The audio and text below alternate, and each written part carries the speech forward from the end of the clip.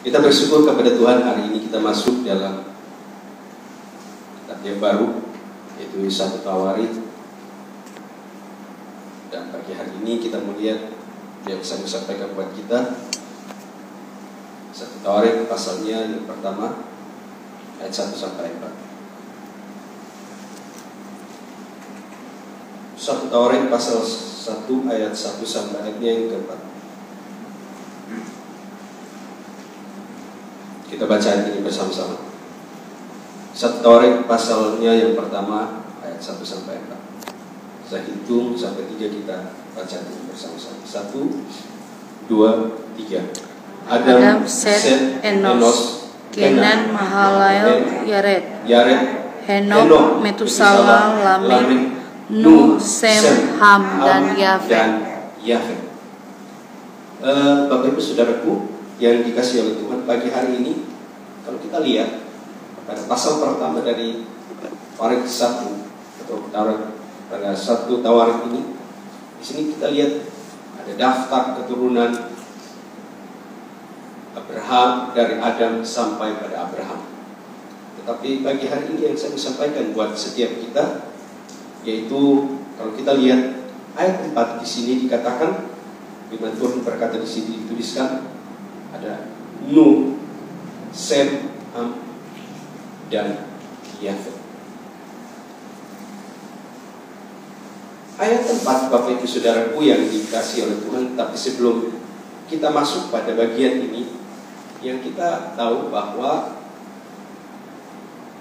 kitab Tawarik ini ditulis oleh Ezra. Walaupun ada beberapa orang yang tidak setuju karena seharusnya Tawarik ini merupakan kitab yang harus digabung dengan kitab Ezra dan Nehemia. Tetapi kalau saya baca, saya lihat dari buku-buku yang ada, memang kitab ini ditulis oleh Ezra pada saat itu. Dan yang menjadi pelajaran buat kita pada pagi hari ini, bahwa kalau kita baca ayat yang keempat, ayat yang keempat, di situ ada nama Nuh. Nuh bersama dengan anak-anak Sem, Ham, dan Yafet. Tetapi kalau Bapak Ibu belajar, kalau Bapak Ibu lihat dari ayat yang keempat ini, dari keturunan Nuh, ayat-ayat yang kita baca pada pagi hari ini, dari keturunan Nuh, ada seorang anak yang menurunkan keturunannya Allah, yaitu Sem. Sekali lagi, ayat 4 menceritakan tentang keturunan Nuh. Dari keturunan Nuh, kita melihat bahwa ada dari keturunan Nuh, ada seorang anak yang menurunkan keturunannya Allah, yaitu Sem. Dari Sem kita baca, nanti Bapak Ibu tadi mungkin baca, ada ayat-ayat yang menceritakan Sem dan Sem sampai Abraham, dan Abraham sampai yang kita tahu bahwa sampai saat ini, yaitu keturunan Yehuda, yaitu kita kenal Kristus. Tetapi yang saya mau sampaikan di sini, kenapa? Pertanyaannya kenapa? Dari ketiga orang anak itu hanya keturunan Sem. Hanya Sem yang menurunkan keturunan ilahi. Kenapa? Pertanyaannya kenapa? Ada satu pelajaran yang kita bisa belajar dari bagian ini, bahwa tidak semua umat bisa jadi pilihan Allah. Tidak semua. Ada penyaringan. Harus memenuhi syaratnya. Makanya Alkitab berkata begini di dalam Matius pasal 22 ayat 14. Di dalam Matius pasal 22 ayat 14 berkata begini. Banyak yang dipanggil, tetapi sedikit yang terpilih. Banyak yang terpanggil, tetapi sedikit yang dipilih.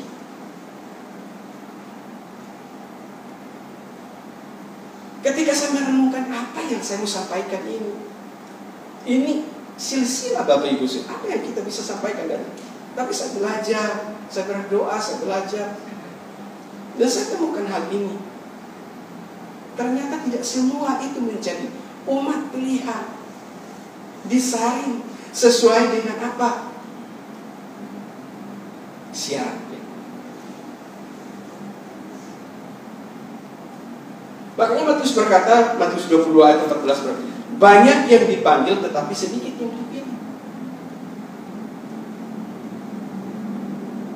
Kasih contoh. Salah satu contoh begini. Dalam sebuah perlombaan pasti diumumkan begini, untuk setiap orang boleh ikut. Siapa saja boleh ikut dalam perlombaan tersebut. Tetapi yang dipilih cuma satu, yaitu kebenaran. Entah itu perlombaan apa, yang kita tahu, nyanyi kayak apapun, ada sebuah perlombaan. Semua diundang untuk ikut serta dalam perlombaan itu. Tetapi yang terpilih cuma satu, yang keluar jadi kebenaran. Atau satu lagi contoh begini. Misalnya Bapak Ibu punya beberapa orang anak, 4 misalnya.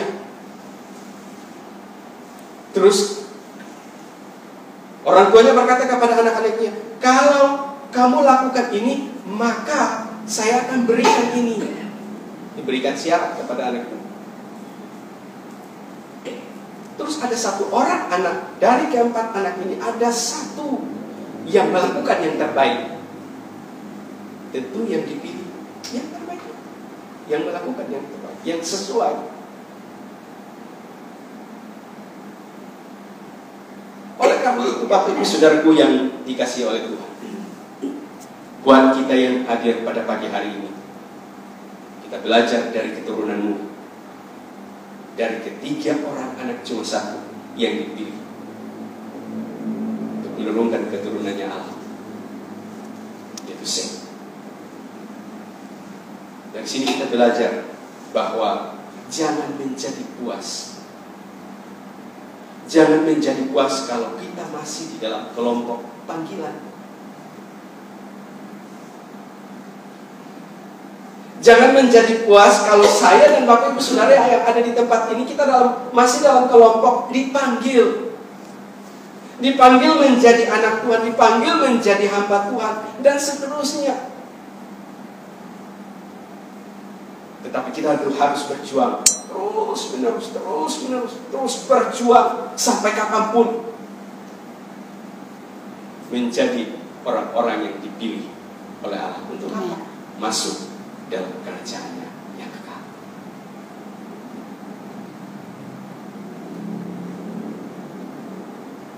Mudah? Tidak.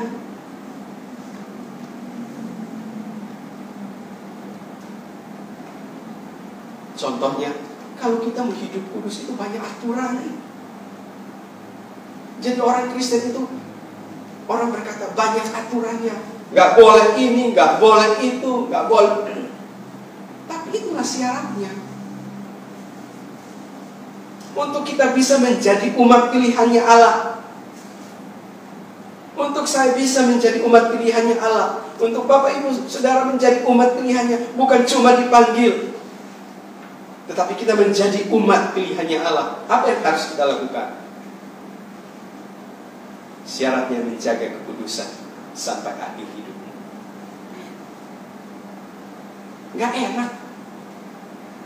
Pagi-pagi udah datang beribadah, pagi-pagi udah bangun baca Alkitab, pagi-pagi udah berdoa, ibadah kita ibadah, ada ini kita lakukan, harus jaga hidup.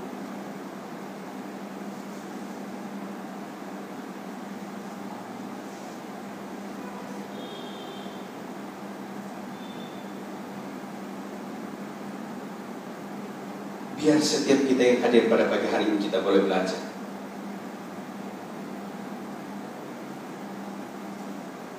Bahwa hari-hari ini juga kita lagi di sana.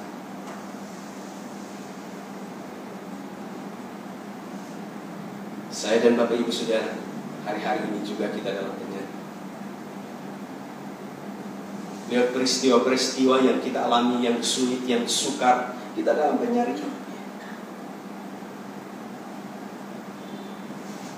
Apakah kita akan tetap mempertahankan keselamatan itu yang Tuhan sudah berikan buat saya dan saudara?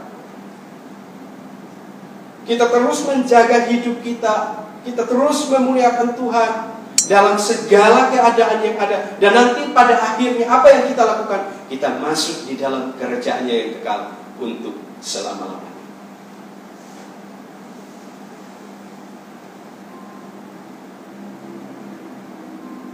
Jadi hari-hari ini kita dalam penyarian, kita bisa dalam kekristenan kita mau jadi Kristen seperti apa?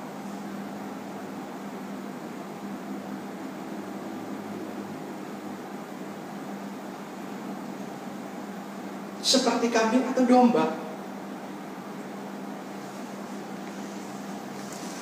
yang tetap taat, yang tetap setia sampai akhir hidup kita.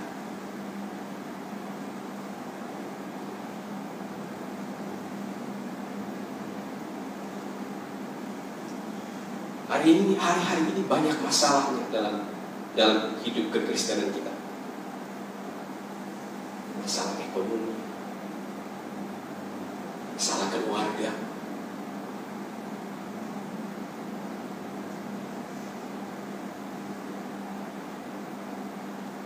saya berbicara dengan seseorang jemaat.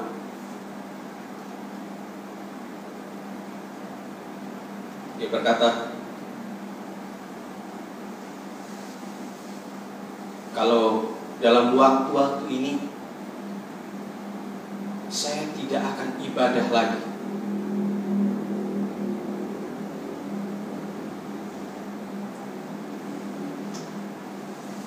Karena saya harus mempersiapkan diri saya seperti ini.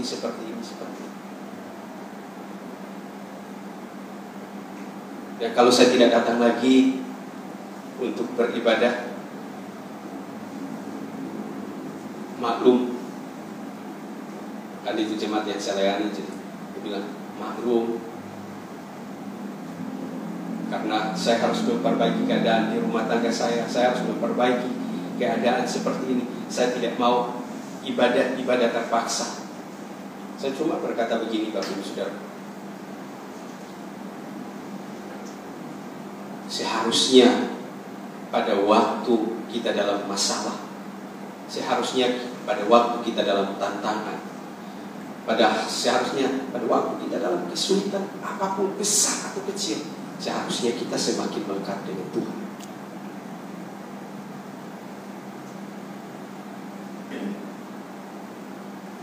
Saya cuma berkata, saya tidak bisa berbuat apa-apa, tapi sangat-sangat menyayangkan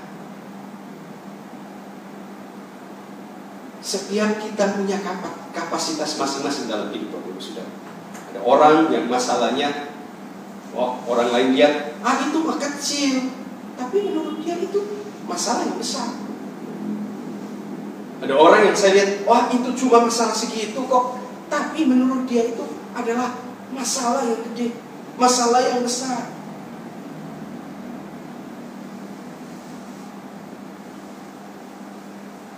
Untung keadaan sekarang juga kan bisa lewat online. Ya saya cuma bilang seharusnya dekat. Tapi kalau di rumah ikut online gak apa-apa. Yang penting beribadah daripada nggak sama sekali.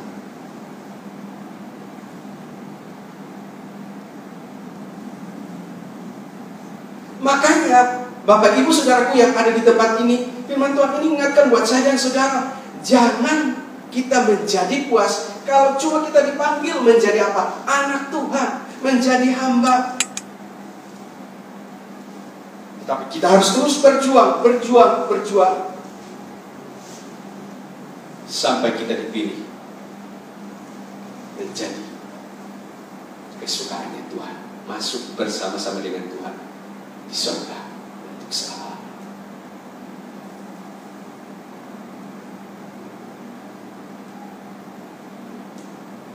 Masalah yang kita hadapi hari-hari ini, COVID, kita lagi di sana dalam penyaringan. Apakah engkau akan tetap mempertahankan imanmu atau tidak? Nuh, siapa Nuh? Orang yang takut akan Tuhan. Tetapi dari ketiga anaknya, cuma satu yang dipilih untuk menurunkan keturunan belakang.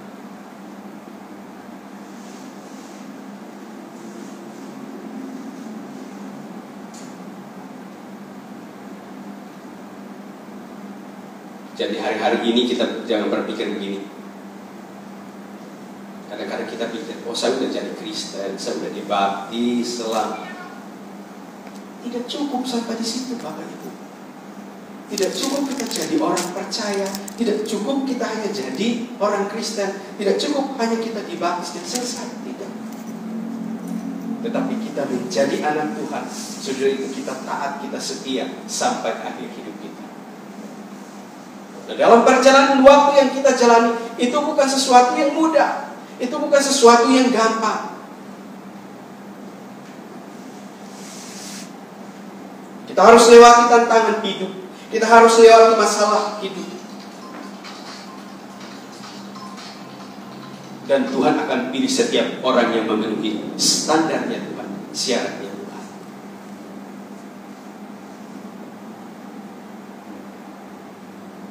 Kita tidak tahu standar apa yang Tuhan pakai. Kekudusan itu sudah pasti, tapi kita tidak tahu standar level tertinggi daripada Tuhan. Apa yang Tuhan pakai menjadi ukurannya buat setiap kita.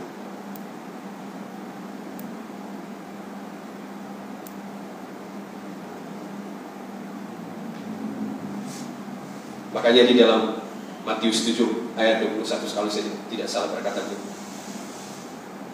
orang yang sudah melakukan mukjizat, hamba Tuhan yang sudah melakukan mukjizat, sudah melayani Tuhan, melakukan mukjizat, hebat pelayanannya, tetapi Tuhan berkata, penyalah kamu, aku tidak mengenal.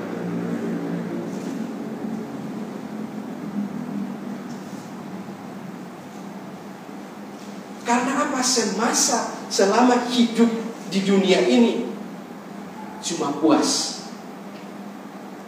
dengan panggilannya, cuma bangga dengan apa yang dia lakukan. Oh hebat. Tapi dia tidak berpikir. Saya harus berpikir, Bapak Ibu harus, apakah apa yang kita lakukan itu berkenan di hadapan Tuhan?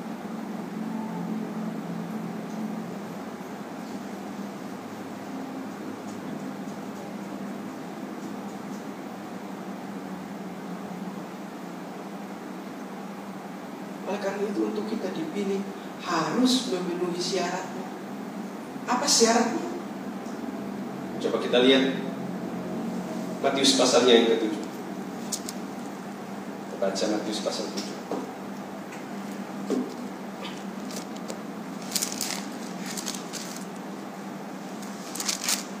Matius pasal 7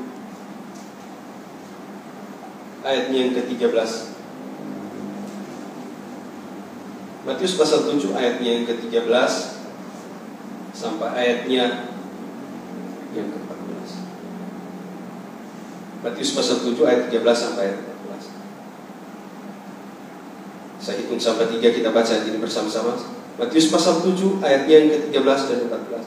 1, 2, 3. Masuklah melalui pintu yang sesat itu, karena lebarlah pintu dan luaslah jalan yang menuju kepada kebinasaan, dan banyak orang yang masuk melaluinya. Karena sesat pintu dan sempitlah jalan yang menuju kepada kehidupan, dan sedikit orang yang mendapatinya. Untuk kita bisa dipilih, Alkitab berkata bahwa harus melalui jalan yang sempit,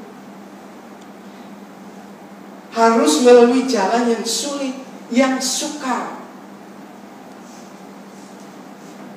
Jadi ikut Tuhan tidak selalu berkat, senang. Tapi ikut Tuhan pasti ada penderitaan.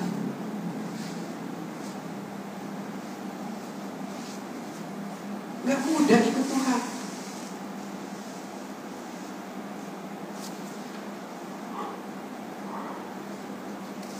Ada jalan yang harus kita lalui, itu jalan yang sempit, jalan yang tidak enak. Dunia menawarkan banyak hal yang enak dan banyak orang memilih itu.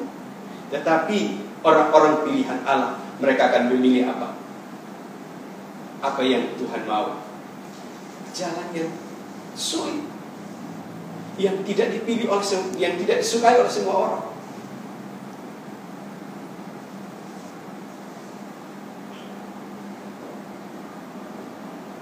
Siapa yang bilang kita hebat, kita setiap pagi datang di doa pagi seperti ini?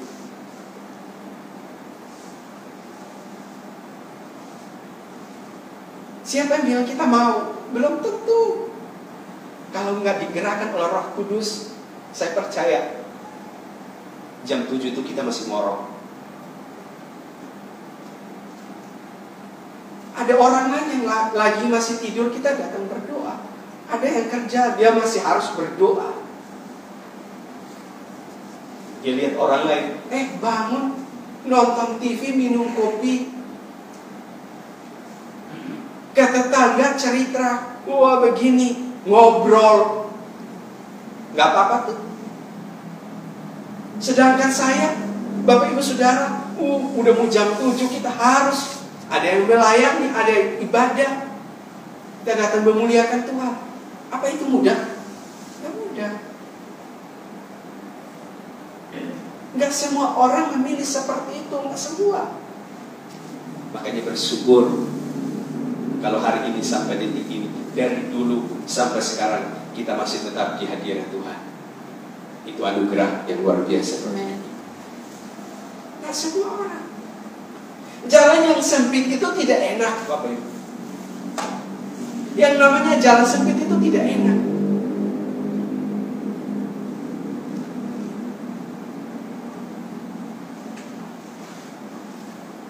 Menyakitkan keinginan daging itu tidak enak.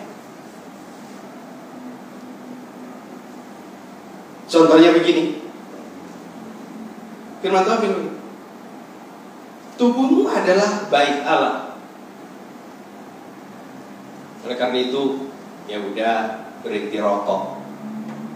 Apakah nanti Bapak Ibu sedang ketika sudah mendengar firman Tuhan seperti itu, terus keluar langsung berhenti?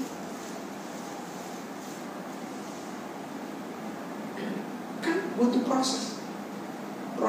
Hari ini ada seorang Bapak Ibu, waktu saya berhenti rokok itu nggak langsung, minuman keras itu nggak langsung, tapi satu, nanti besok saya coba satu lagi. Yang tadinya saya beli misalnya tadinya 4 bungkus, saya kurangi satu bungkus. Yang tadinya saya satu hari bisa 4 batang, ya hari ini saya coba cuma 1. Proses.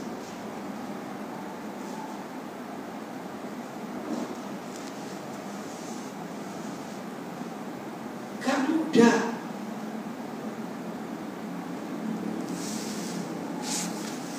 Pilih untuk ikut jalan yang sempit itu tidak mudah.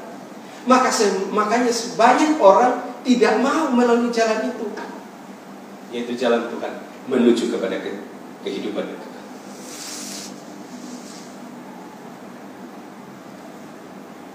Tetapi kita harus lakukan itu.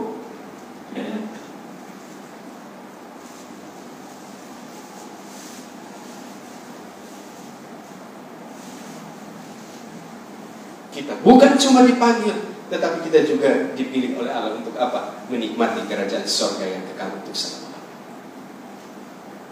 Kalau hari-hari ini kesulitan engkau alami dalam hidup, kalau hari-hari ini tantangan hidup engkau alami dalam hidup,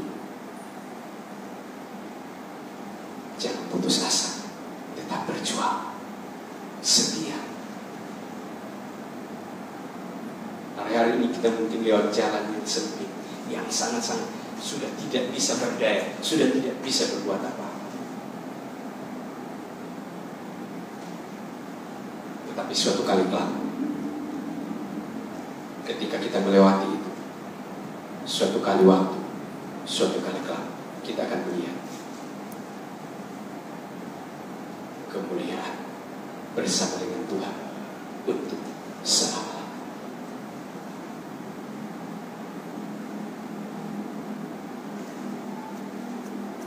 Makanya kenapa kita berdoa pagi, biar Tuhan pimpin setiap jalan kita. Tuhan pimpin langkah kita setiap saat. Ketika kita ada tawaran, ada jalan yang lebar, ada jalan yang enak, dilihat enak, pengen ikut, tetapi roh Tuhan berkata dalam hati setiap kita, jangan.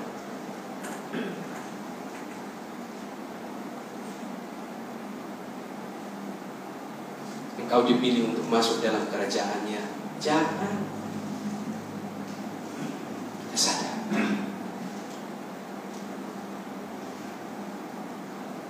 Jalan yang lebar, bebas, nikmat, enak, tetapi ujungnya neraka.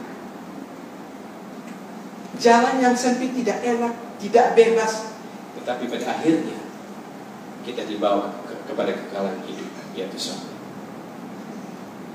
Karena itu biar dalam firman Tuhan ini Paulus berkata di dalam 2 Korintus pasalnya yang keempat ayat 17. Coba kita perhatikan 2 Korintus pasalnya yang keempat ayat 17. Paulus berkata demikian, 2 Korintus pasalnya yang keempat ayat 17.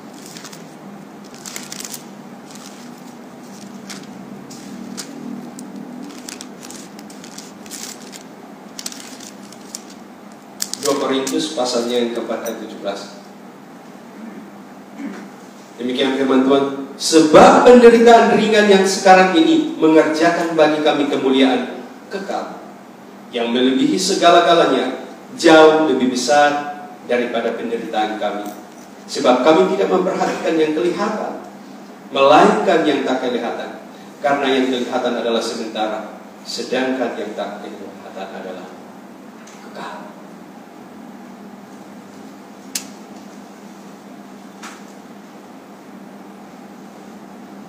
Ini firman Tuhan ingatkan buat saya dan saudara. Apa yang kita alami dalam hidup yang hari-hari ini mungkin tidak enak. Tetapi tahukah penderitaan itu akan membawa kita kepada kemuliaan yang kekal untuk selama-lamanya. Asalkan kita bertahan dan kita setia sampai akhir hidup kita. Terus kita bangun iman kita, kita berjuang, dan pada akhirnya kekekalan yang kita peroleh bersama dengan Tuhan di surga untuk selama-lamanya. Puji Tuhan. Saya berdoa buat kita pada pagi hari ini, karena jujur satu tawaran pasal 1 ini gak gampang. Bapak Ibu kan tadi baca sendiri, semua nama orang mau khotbahin apa?